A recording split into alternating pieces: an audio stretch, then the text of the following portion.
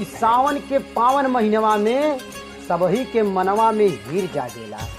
है सावन के पावन महीनवा में सबही के मनवा में हीर जागेला। अपने नजरिया से तनी देवघर नगरिया के तो देखा, अपने नजरिया से तनी देवघर नगरिया के तो देखा। बाबा भोलेनाथ के जलवा चढ़ावे खातिर कितना कांवरियन सबके भीड़ लागेला। देवघर में भोले बाबा के शहर में बम बम। ई मत सोच कि हम तोरे धमकी से लस्त हई, कि ई मत सोच कि हम तोरे धमकी से लस्त हई। अब तो हम तनी भांग के नशा में मस्त हई। जियले मुहले से हम तनको डरत नहीं थी, जियले मुहले से हम तनको डरत नहीं थी।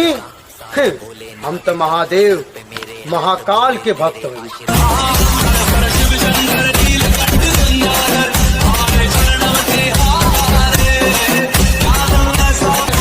बाबा के बूटी में बड़ा पावर होला, कि बाबा के बूटी में बड़ा पावर होला। तीनों त्रिलोक से जुड़ल टावर होला। कहीं फुर्सत मिली काम से तो चल के देखिया नजारा, कि कहियो फुर्सत मिली काम से तो चल के देखिया नजारा। तब तू कब आए भैया के दाम मारा।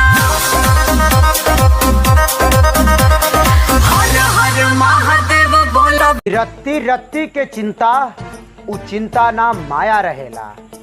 रत्ती रत्ती के चिंता उ चिंता ना माया रहेला। हर समय घटत जाला उ धन ना उ काया रहेला।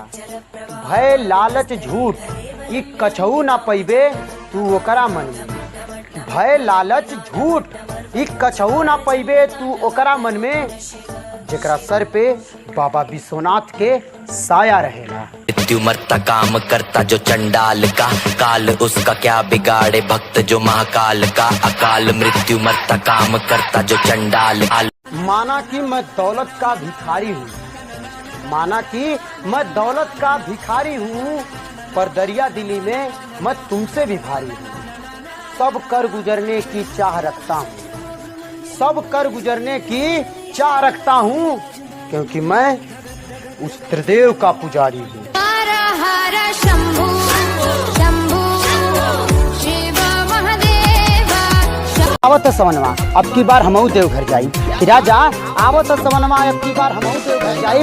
रतिया के आइल हले भोला जी सपनवा में, कि रतिया के आइल हले भोला जी सपनवा में। अब की बार देवघर में जलवा हमऊ गिराई। चली ना बोलौले बड़ा भोला।